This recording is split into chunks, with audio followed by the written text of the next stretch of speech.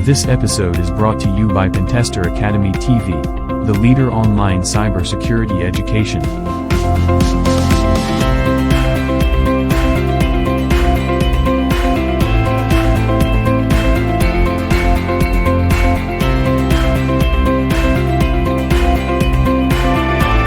Cybersec Community Chat.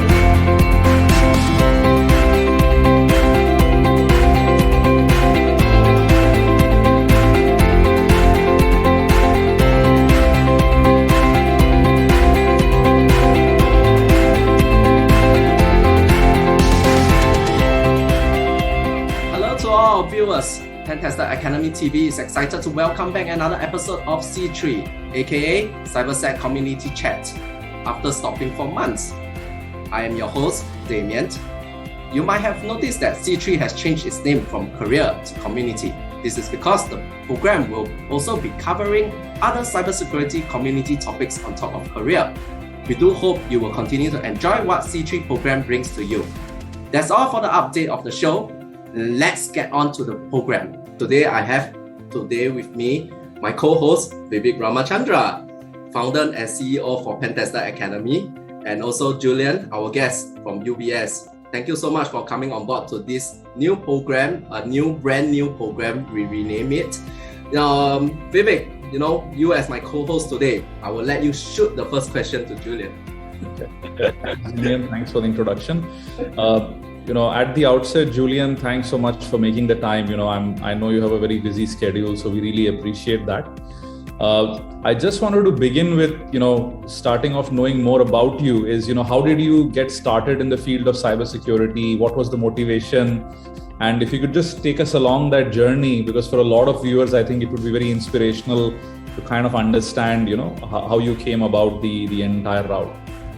Yeah, definitely. Thanks. And thanks, Damien and Vivek, definitely for this opportunity to speak to you guys, right? So let's kick it right off. Coming out of university, right? So that's where I would start. I was pretty sure what's the direction in life that I wanted to take, right? So I had a really keen interest in technology, and I knew that I wanted it to be part of my professional life, where I could live out the what people usually call as a cliche, working for passion. So that's how I kind of married that into my life, right? So, and I started out working with cybersecurity in 2012, right out of university, with one of the local managed security services provider, or known as MSSPs, right? So I was a security operations center analyst, where I had to be on shift, and the fundamental duties were triaging, analyzing, and escalating potential threats and risks to the managed defense clients. Throughout that stint, I was then offered a level 2 analyst role during my time there, where I was then charged with the duty of threat intelligence for the operations center. And this was a role where I had a tremendous increase in professional growth.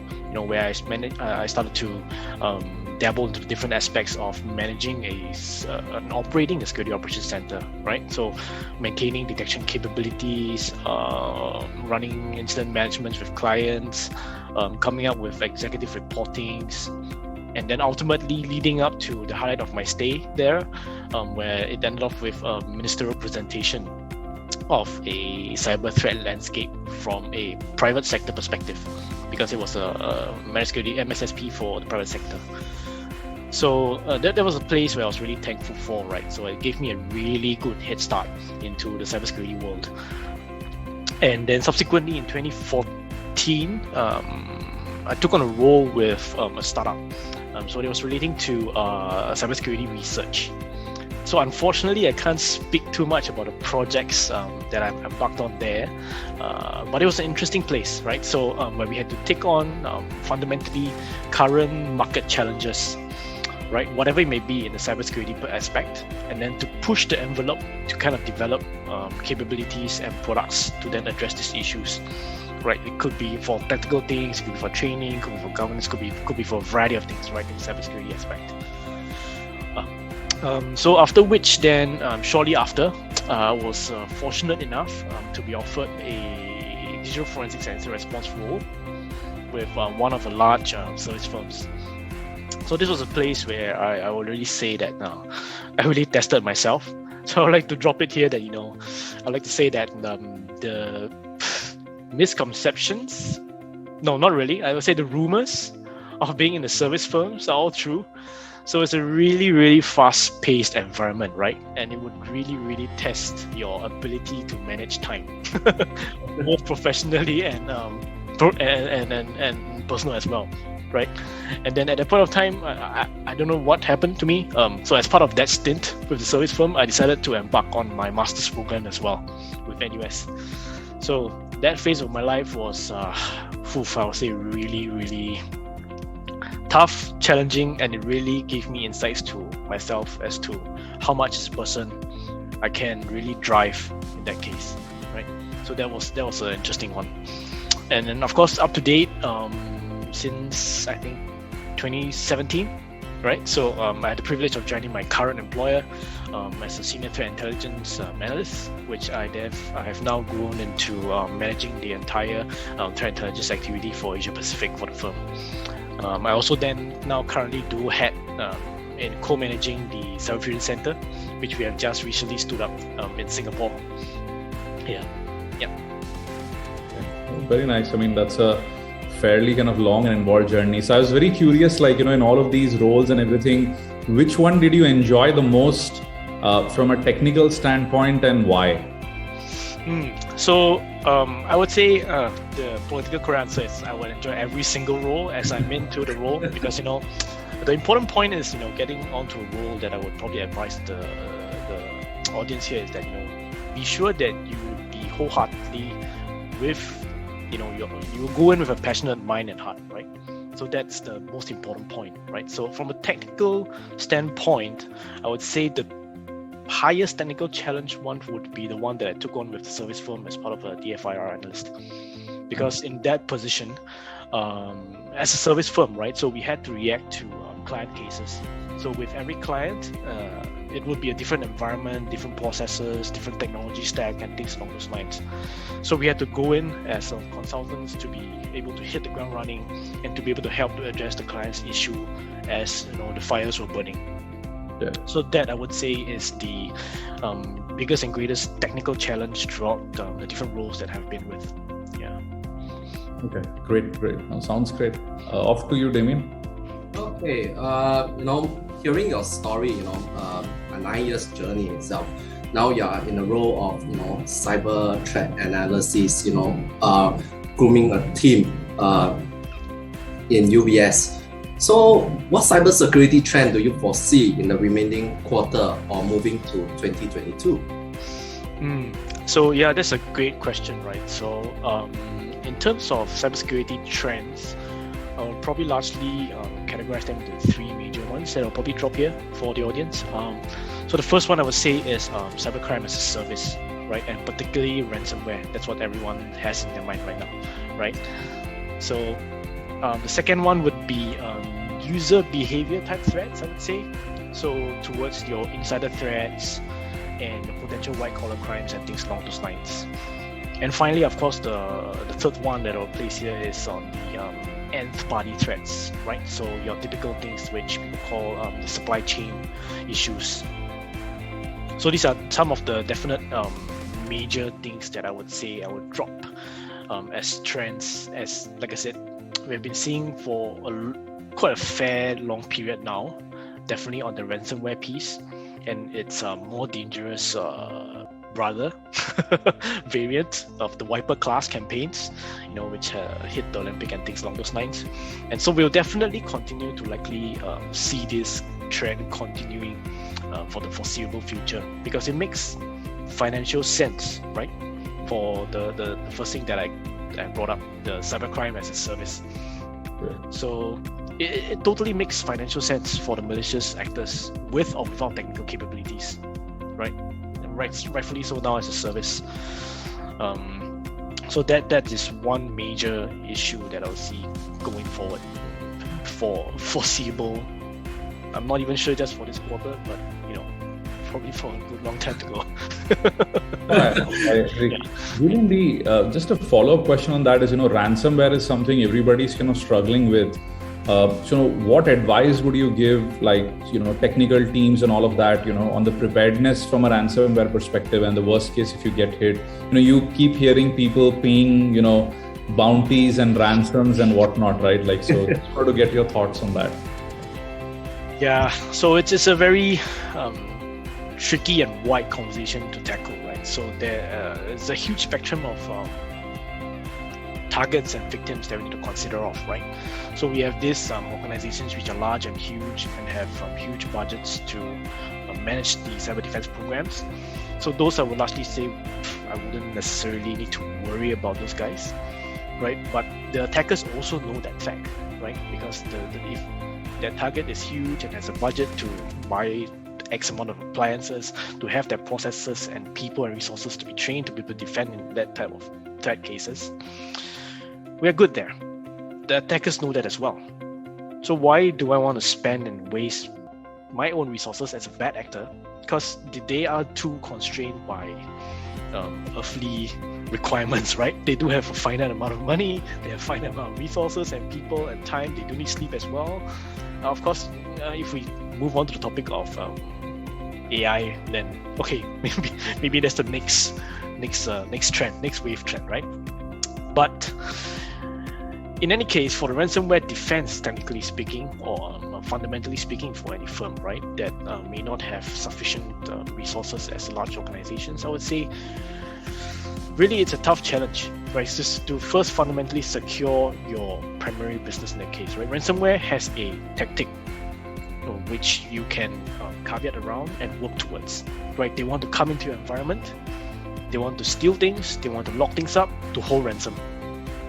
So that's fundamentally it, right? You have, and then this attack path, and then you as an organization need to identify the way that the attacker is able to achieve all the steps in a very simplistic way, right?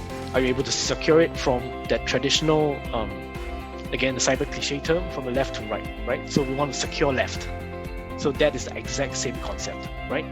So if you're not able to secure left because of, let's say you have a large access to your environment, like your perimeter is too big, then shift right.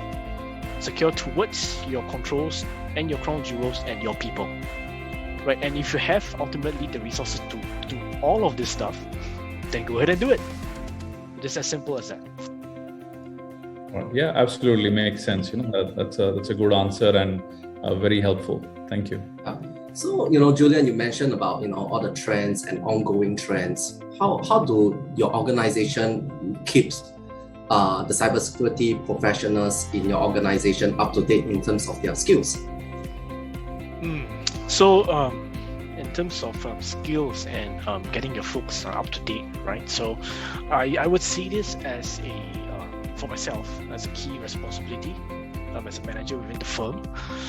And then this is really a fine balance between motivation of your folks and the necessary needs of your organizations, right? So I would fundamentally probably split this into two major parts, right? So firstly, of course, it is natural to and necessary for the survival of firm to stay upkeep for the function to survive, to be able to protect the firm in that case, right? So do you need a blue team to do your triaging of alerts and analyzing them and do escalations? So are you going to keep them in-house? So if you're going to keep them in-house, you need the corresponding people and folks to have the skills and the right mindset to be able to upkeep that function within your firm. So if not, then there are other considerations in terms of to then outsource that, right, in that case. So that would be the best way to spend the finite amount of resources that you have, right, to help your organization in terms of defending against this variety of cybersecurity trends and threats and risk, right? So in the different aspects if you want to be able to keep your cybersecurity guys up to date within the firm. So the risks and the threats are going to be constantly evolving and changing as to how your organization is going to put in defensive capabilities and things along those lines. So one key thing is to, cybersecurity never sleeps. So that's probably one difficult point that I have to put out to the audience here, right? So if you are thinking to kind of engage in to kind of put your professional career down the cybersecurity space, I would say that you need to be really have that grit in yourself, right? to want to be able to stay in front of the curve, because the attackers will always be in front of that curve, right? So I think training in that case, and especially what you guys can offer as well from a tactical perspective, to be able to get hands-on experiences with the labs that you guys provide. So that itself, is a good way to keep your hands and fingers on the pulse in that case, right? To be able to understand and perceive and see how are things really conducted tactically. And then you can have the understanding to then put it in the mind frame and perspective and the defense capability. And then that is the best way to keep anyone, right, in check and up to date. Yeah, absolutely. No, I agree with you. I mean, I think, kind of the only right way is kind of doing the attack and seeing, what kind of indicators of compromise arise from it and all of that. So you're right. I mean, it's almost mandatory now for defenders to also know how attackers work. There is that fundamental disconnect where, they may learn things, but that might not be exactly what attackers are doing today. So yeah, absolutely agree with you on that. So a very fundamental thing, right? Like, a PowerShell attack in that case. If you can't understand the syntax, you can't understand the syntax. So you need to go and understand the syntax and then find out, hey, what is this flag for? What if is it capital, is it case sensitive or insensitive? That's for the audience to actually find out, right? So does it work or not, right? And if it works, what does it do? How does the computer respond to you? Even from a defender perspective, right? So that's what the attackers are actually doing, as they are attacking you, right? So they make the mistake, they learn, and actually I need to change my flag this way. I need to maybe arrange it. I need to pipe my commands in a different manner because of logical issues and things like that. So that's the thing that everyone needs to be comfortable to go and do and try and learn, and then that's what enriches yourselves at the end of the day. Okay, one of the key topics is COVID-19 is still raging, globally itself. Just thought we want to have some thought about this sentence. Do you think that enterprises are ready to adopt remote working on large scales from security perspective? As your organization is huge, definitely. It's a good question, right? So COVID-19 and I guess as enterprises, are they ready to adopt kind of remote work at the scale of whatever the organization is, right? So I would say again, there are different segments of organizations that we consider. So there are large ones and small ones, and there are different problems to those things as well, right? So if your organization is small, it will be relatively, from a scale perspective, easier to secure in that case, right? So I think that are enterprises ready? The controversial answer that I would place here is no. Right? So, okay, let me explain why, right? So I'm taking a very literal translation from a Chinese saying, right? So if the needle doesn't prick you, you can't appreciate the pain, right? So let that sink for a little bit. I see Damien and Vivek smiling. I don't know. So let that sink in a little bit, right? So it's literally just explaining if push comes to shove, if you need to do it for the survival of the company, the organization, or yourself, whatever it is, you need to do it, right? So the question of are enterprises ready to move and adopt in a large remote work setting? It sometimes just simply bears on the term that we need the company to move for it to survive.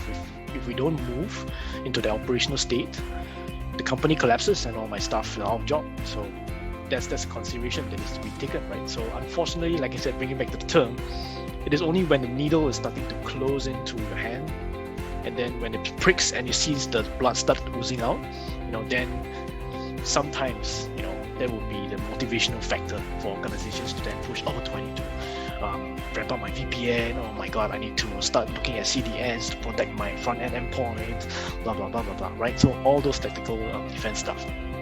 But largely, by and so, I would say that still there are a lot of good initiatives from especially the government is putting in, right? Coming in force, right, to help organizations digitalize, creating this fund, that fund, initiative X, Y, and Z, and being around almost in the entire sector in that case, regardless, right? Even on motivating companies to pick up talents and shifting people from mid-career changes into cybersecurity landscape as well. So all of this are probably good initiatives, but it is still, I would say, ultimately up to the organization itself to really go to that office, as the leader of the firm, to say that, hey guys, we need to do this and we need to do it right. If not, that will be the fall of our organization. And then that is the right motivation. Yeah. Okay. You know that you talk about different your perspective on security impact on enterprises. Everybody plays a part in cybersecurity in organizations. How has UBS established an effective cybersecurity culture there? Yeah, so I would say that for a large organization, for us, the culture is very strong, right? So it's really ingrained by the leadership in that case to be. I wouldn't want to delve deep into our company culture, but you guys can go check it out on Google what our culture is. So, but I would say that it's important to, from a culture perspective, it is important because that's how the staff and the people would live professionally within the firm, and that's how it will be portrayed as even inter colleagues or outwards from outwards of the organization as well. So in that case, I would think that marrying that to cybersecurity, I would say that sometimes technical people would really be guilty of thinking and bucketing everything into, cybersecurity is all about hacking, all about red teaming, blue teaming, purple teaming, and all that stuff. So that's a really technically knitted community, which is fine. But sometimes people forget that as a cybersecurity organization, we are here to defend a firm, and you need to think a little bit wider in that case, right? So as a defensive function for the firm, how can we better defend the firm? How can you improve on the processes to improve in the detection and mitigation of threats and risks to the firm? So that differs from sector to sector as well, right? So financial organizations for the banks, we need to protect the money, the client's money, and things along those lines. And that will be different for energy sector company organization, for example, right? We need to defend the oil pipeline, for instance, right? For energy company, we need to defend our critical infrastructure, for example, for a critical infrastructure organization, right? So these are the different types of considerations and perception that needs to be broadened in that case from the minds of cybersecurity defenders in that case, which I have come to realize over my decade within the sector itself. It is good to always strive and achieve for knowledge and capabilities and in a technical turn, but there's a need to broaden that by in that case. How am I going to apply these skill sets that I have for the betterment of my employer or my purpose, right? Yeah, I think during your response itself, you talk about that's one of my questions that I would like to ask. People always have the perception that about cybersecurity is all about hacking, red team, blue team, purple team. You mentioned. What other cybersecurity domains that people usually overlook and they didn't look for their job career? Yeah, so I think it's a great point to pivot on, right? So in a sense where it's not simply all just about hacking, red teaming, defending as a blue team and all that stuff, right? So you need to think how a traditional organization kind of operates, right? Fundamentally, So I would probably just use financial services because I'm currently in it right now. So there's always the consideration for a need for governance in that case, right? So there's always that question of how do you know that the watchdog is doing his job properly? Who watches the watchdog in that case, right? So that's how governance comes into place. And then with the whole governance structure, there's auditing in place as well. So there's the IT audit in place. So there are also other different aspects in the sense where, like I said, think about how the organization runs, right? So data loss prevention is also one portion of cybersecurity that I would say that is, isn't really traditionally bucketed in hacking, red teaming, and all that stuff, right? So the second threat the second trend category that I mentioned, right?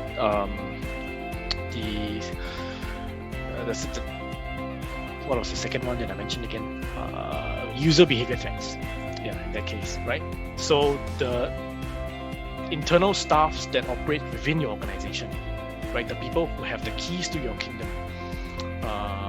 So these could potentially manifest as potential insider threats, right? So these are also one consideration, probably towards the scale of the blue teaming side when you're thinking about defending. So it's not naturally always about defending a threat from an external perspective, right? What about the threats within your organizations? Are your rules, your controls, and your processes in place able to cover this sort of risks and threats? If someone were to become rogue, if one of your AD admins become rogue, I think a lot of you will know that, wow, that's going to be crazy, man. An AD admin goes rogue in my environment, right? So are your controls and processes ready for that kind of doomsday kind of scenario, right? So of course, then there's the other part, right? In terms of marrying towards the business of where your organization is in that case.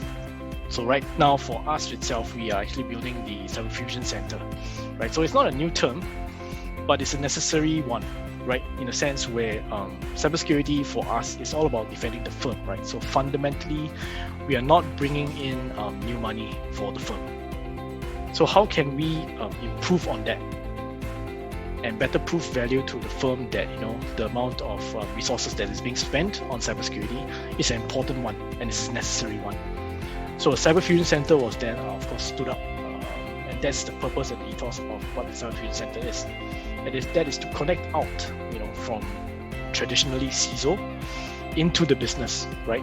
So for us, we connect down to the line of business. Can we then identify fresh new use cases that we can work together to kind of also, in a sense, better understand the firm to better defend ourselves, and also find and identify opportunities to kind of connect with the firm to then help them with, let's say, we're able to provide some kind of information or intelligence on a specific sector that may have been hit, that could then pivot into a business decision that that we should not embark on a specific project or something along those lines. So that can become like sort of a fusion activity in that case, and which is why we have now kind of created and embarked on this global fusion project. Yeah. So that in summary, right, it's all about it's not all just simply about command line, green lines coming up and down the screens. No, that's just movie magic. But it's not just command line. It's not about simply just tactical controls and all that stuff, right? It should always be thinking about how can we expand this cybersecurity influence that we have to more people, to make them be aware, to understand, and then to incorporate value into what we can bring to the table. Yeah, that's a very, very good point, I think. And most people underestimate how big the actual expanse of the process is, right? And as you rightly said, people try to straitjacket this and cage it down to just some very few things like, okay, put up the products, start monitoring your NOC, and that's it, right? They don't realize, as you rightly said, eventually this has to percolate into literally the culture of the organization and beyond. Almost like a way of thinking about everything to be successful at a large scale. Yeah, totally. No. Totally agree. I think, as we are, getting more in depth in all our conversation, we have run a very long time of discussion. Let me ask to round out our discussion, and one last question for Julian that has been popping in this industry. If cybersecurity is such a lucrative career, why is there still a supply and demand mismatch and people still saying that there's manpower shortage? Wow, that's a difficult question to answer.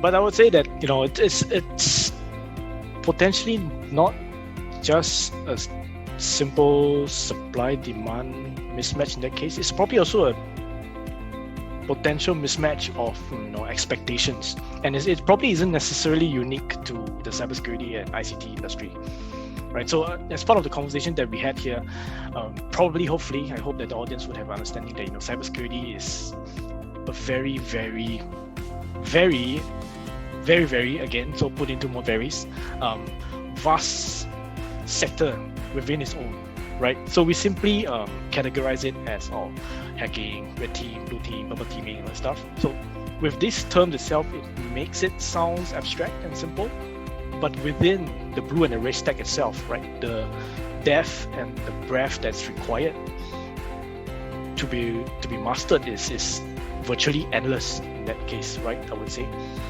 And the best part is for the requirements to kind of be capable in that sense would require an individual to be able to marry and merge the different aspects to even blue and red team in the case, right? So what we have been saying the whole time, right? It doesn't mean that I'm able to read the book and then I see that the command is being run this way, or I'm a great defender. It doesn't fundamentally work that way, right? So you need to be able to self-learn and experience and go forth and venture, right, without needing anyone to be able to push you to have that passion in the case, to go drive yourself and go and learn and develop your skill sets in that case. So that probably is a difficult part to impart in that case, right, from a traditional academic perspective in that case. I teach you 1 + 1 = 2, and then you go forth 1 + 1 = 2 and 2 + 1 = 3. It's not that straightforward from a cybersecurity perspective, where the depth and breadth is limitless in that case, right? So that's difficult. But like I said again, as a career, I would say come in. I wouldn't say that my path is the best in that case, right? But I would advocate for that. Come in with your eyes open, right, and your mind open as well. So that's the most important thing that I would say for people coming to cybersecurity industry, and for any industry in that matter. I would say that will be applicable, right? And in terms of supply demand, it's always there. So there will always be a degree of hardship in that case, right? For the most lucrative top job, and the amount of pressure that it faces and the risk that it takes on. So that's something that needs to be understood fundamentally as well, right? So if I want to be an analyst that purely focus on the network domain, and even at a very specific OSI layer, if you want to, that's fine. Nobody's going to judge you, but you need to always step out and think about am I going to be constantly living there? How else can I better myself, better the society with the skill sets that I have? Do I want to go further, right? So that's where you should start to pivot out, learn,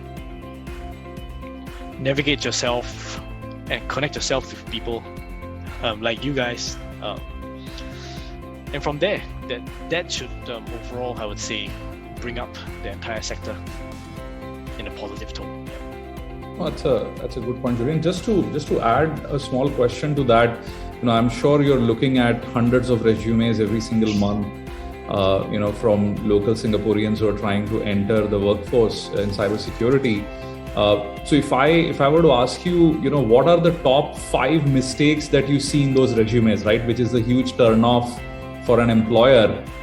Because people always ask the roundabout question saying, hey, what are the 5 important things to write? And I'm sure, there's a lot of, knowledge around about that. But I'm just curious, like, what are your 5 top, or I wouldn't say 5, what are your top turnoffs when you look at a resume and evaluating that for a job, and what is your advice? Oh, that's a good question, Vivek. So fortunately for us in our environment, for our organization, we have the human resource side. So, I mean, for potential candidates, right? So you would definitely have to pass through the human resource process first, right? As of with not just my organization, any organizations as well, right? So probably some key certificates and keywords here and there.